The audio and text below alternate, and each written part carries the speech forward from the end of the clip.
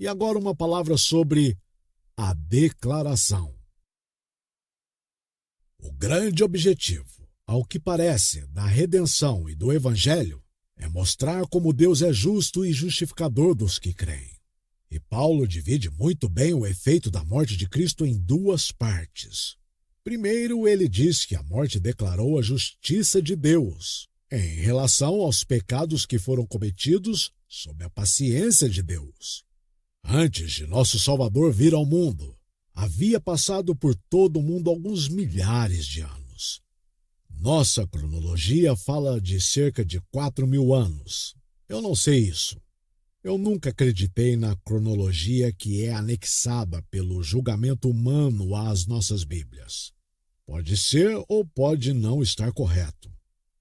No entanto, ele pode ser de 4.000 anos. Durante esse tempo, um grande número de pecadores viveu e um grande número de pecadores foram salvos. As transgressões dos patriarcas, as transgressões de Israel sob a lei, foram remitidos e essas pessoas foram justificadas pela fé e aceitas. Mas como?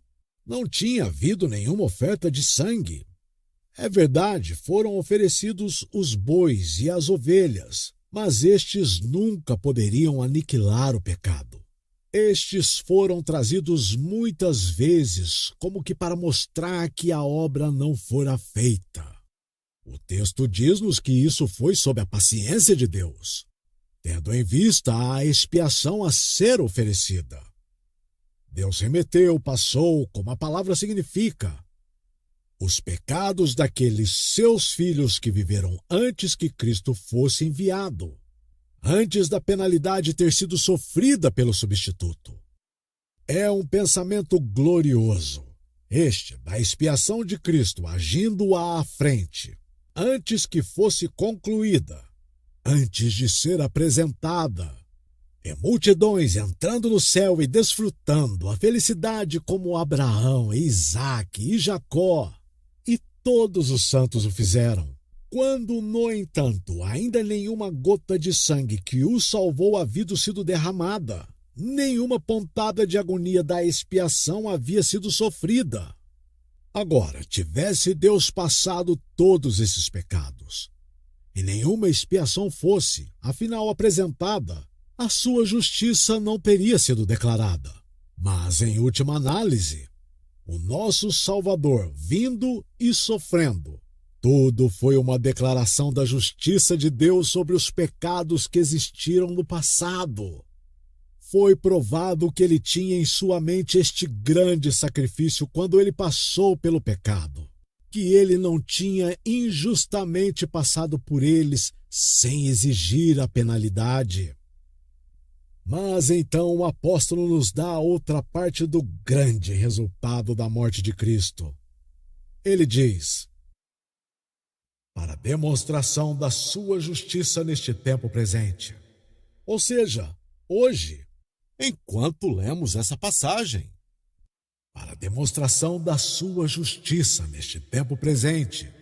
Isso ainda é para nós que vivemos depois da paixão, para que ele seja justo e justificador daquele que tem fé em Jesus. O sacrifício expiatório de Cristo olha para frente e olhará tudo ao longo dos séculos, até que ele venha. Seu sangue precioso nunca perderá o seu poder até que toda a remida Igreja de Deus esteja salva para não mais pecar. Todos os pecados de seu povo, tanto do passado como do presente e por vir, foram colocados em Cristo. Toda a poderosa massa de todos os pecados de todo o seu povo que já creram, ou hão de crer nele, todos foram transferidos para a sua cabeça e caíram sobre ele. E ele sofreu por todos eles. E ele acabou com todas as suas transgressões e trouxe a justiça eterna para todos eles.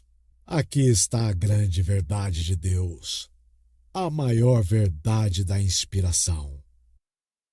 Agora passarei os últimos minutos do nosso tempo rememorando que eu não tenho Amados, feito rodeios, nem lhes preguei uma doutrina que pode ou não ser verdade. Eu não estive segurando vocês até algum ângulo de um credo excêntrico. Eis aqui, diante de vocês, aquilo que será um cheiro de vida para vida, ou de morte para morte. Não com palavras de sabedoria humana, mas na simplicidade que eu tentei dizer-lhes a maneira de Deus perdoar e justificar os homens. Por sua conta e em risco rejeitem isso. Como vocês responderão por isso diante do tribunal do meu mestre? Naquele dia, quando ele chamar vocês para prestarem uma conta.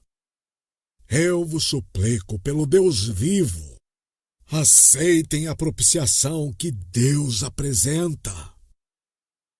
Aqui há termos duros, aqui há condições rigorosas, ali estão as palavras. Creia e viva, como está escrito. Aquele que crer e for batizado será salvo. Aquele que não crê será condenado. Eu disse-lhes o que é crer nisto. É um ato sincero de confiança de que o Deus encarnado sofreu em seu lugar.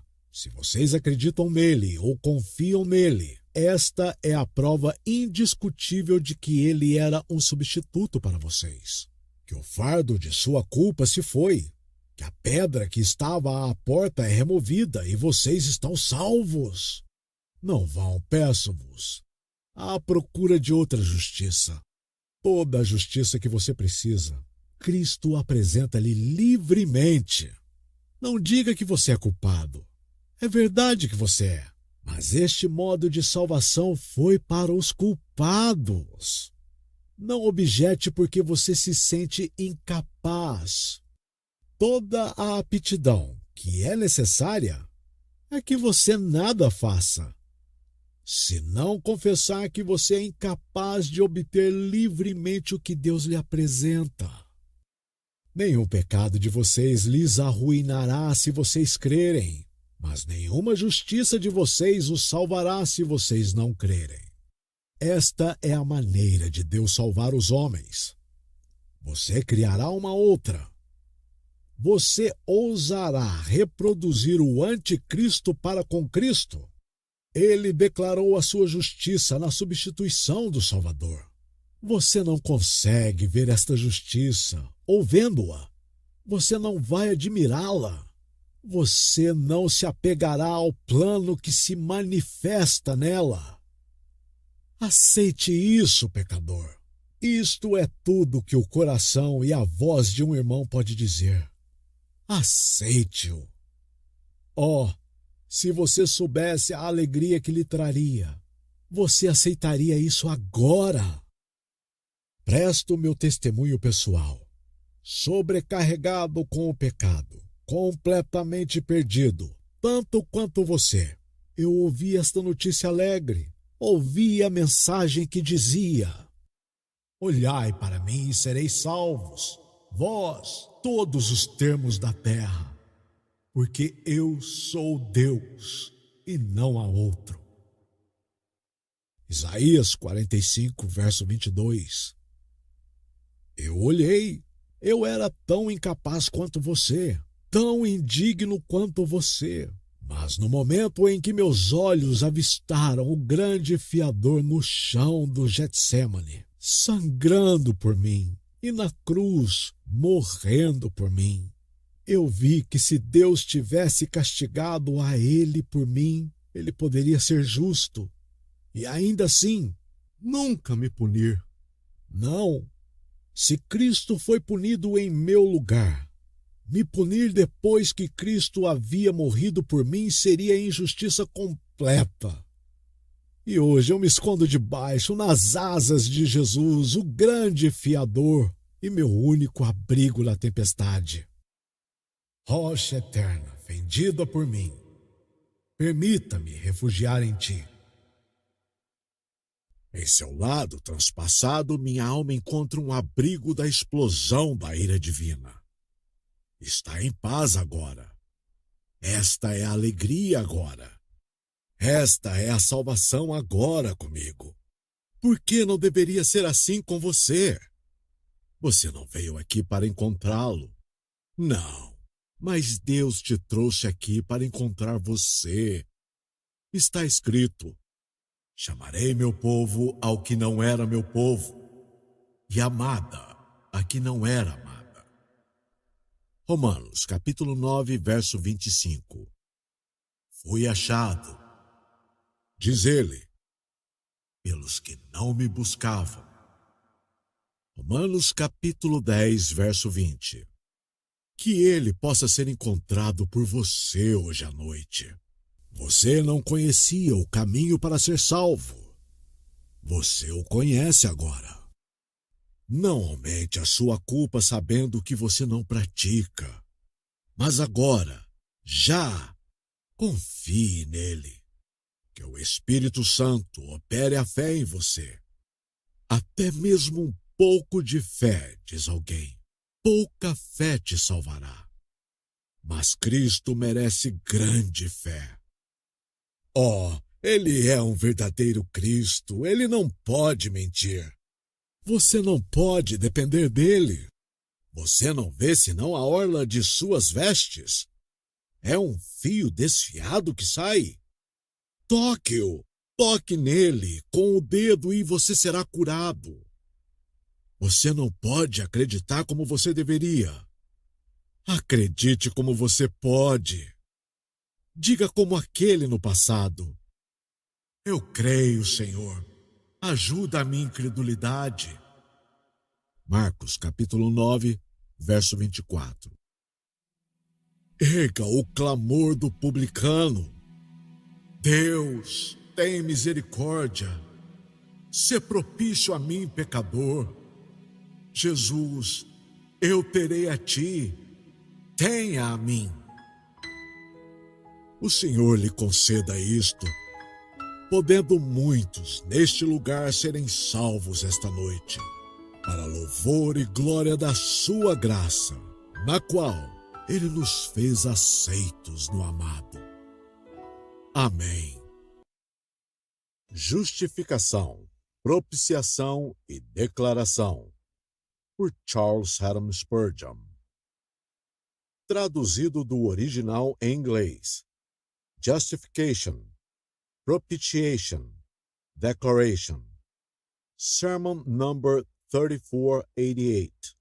The Metropolitan Tabernacle Pulpit. Volume 61. By Charles Haddon Spurgeon. Via spurgeongems.org. Adaptado a partir de The Charles Haddon Spurgeon Collection. Version 1.0. Age Software. Tradução por William Teixeira.